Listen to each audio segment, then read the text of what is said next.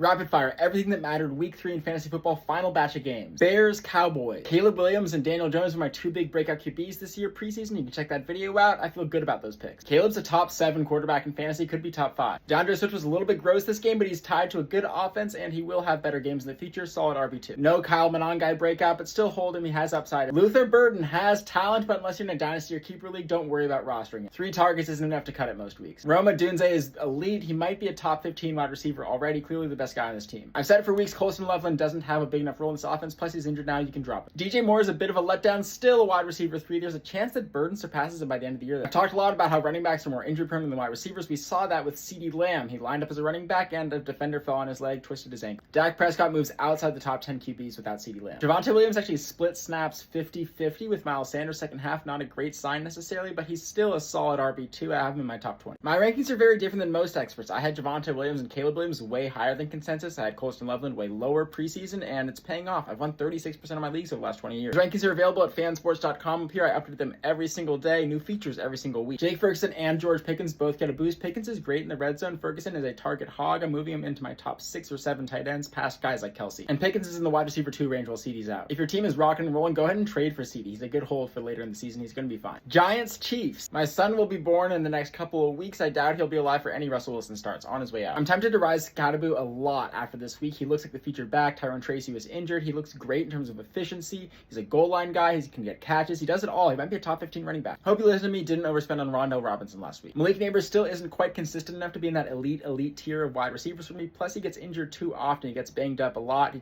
tweaked his shoulder this game. Patrick Mahomes has a chance to be a top 5 QB once all his weapons return. It's amazing what he's doing with such a short-handed cap. Hold on to Isaiah Pacheco. There's still a chance he gets some value late season when the Chiefs offense gets all their guys healthy. Kareem Hunt's annoying. He's a bye week filler, nothing more. Tyquan Thornton, a decent short-term pickup. He's clearly the alpha receiver on this team right now. Love the snap share, target share. It's officially time to downgrade Travis Kelce. I really thought he might have a renaissance year, but it's not happening. This is a downgrade. He's not doing anything. Reminder to trade for Rashee Rice if you're confident you'll make playoffs. Lions, Ravens. Jared Goff was balling in real life, mediocre in fantasy. This is why he's barely a top 20 quarterback. I have to move David Montgomery up a little bit. He can do this any given week, I guess. Makes me feel smart though for having Jahmyr Gibbs on RB5. He just doesn't have enough volume and consistency to be quite elite enough as the other guy. Amon-Ra St. Brown, on the other hand, very elite, does this every single week. I don't really trust any other Detroit receiver. Jameson Williams and Sam Laporta are big boom bust guys. Lamar Jackson, best QB in fantasy. If you drafted him in the 3rd round, that was a steal. He's better than Josh Allen. Rated Derrick Henry a lot lower than just about any expert. I feel good about it. The fumble problems, and he's just not going to be there in certain game scripts. I'll move Mark Andrews up slightly, but still, you never feel confident starting him, especially when Isaiah Likely's back. Leave Rashad Bateman on waivers unless you're desperate. Downgrading Zay Flowers. Look at this game log from last year. He can do this. It was unrealistic to think he'd get 40 to 50% target share every single week.